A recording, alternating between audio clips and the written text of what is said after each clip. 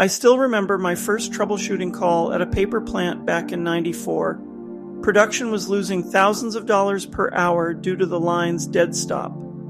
The plant manager was hovering over my shoulder as I connected my laptop to the PLC. The issue? Someone had changed a single timer value in the program from 3 seconds to 30 seconds, causing the conveyor system to jam up. One small number, one big problem.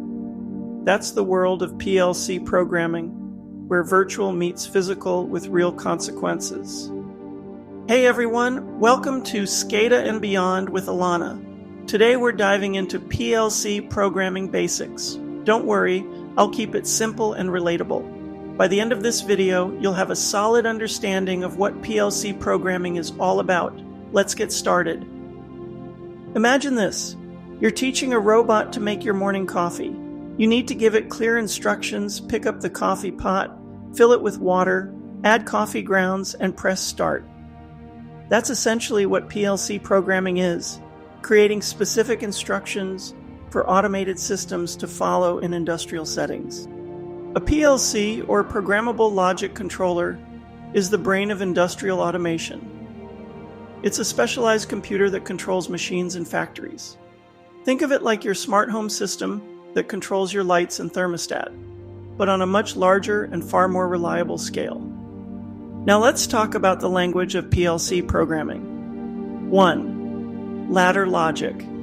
It's a visual way of programming that looks like rungs on a ladder. Why ladder logic? Well, back when factories first started automating, electricians were already familiar with electrical diagrams that looked similar. This made it easier for them to transition from hardwired systems to programmable ones. Let's break this down with a simple example, an automated garage door. Here's how a basic program would work. When you press the button, Input, the PLC checks if it's safe to move the door. It looks at sensors, more inputs, to make sure nothing's blocking the path. If everything's clear, it tells the motor Output to open or close the door. The main elements of PLC programming are straightforward.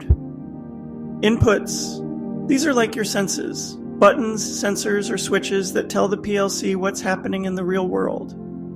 2. Outputs. These are the actions. Turning motors on or off, opening and closing valves, or activating alarms.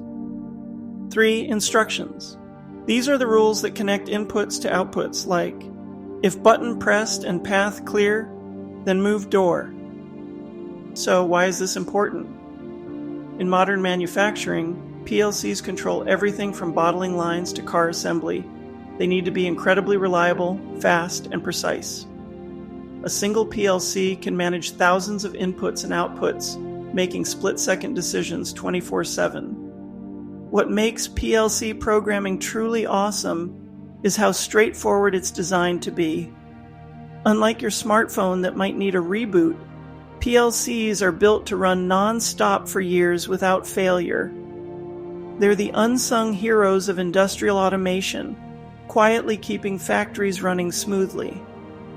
At its core, PLC programming is about creating clear, logical instructions for machines to follow. It's just like teaching that robot to make your coffee, but on an industrial scale.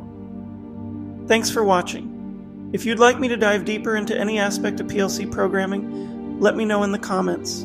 Don't forget to like, subscribe, and hit that bell for more automation insights. See you in the next video.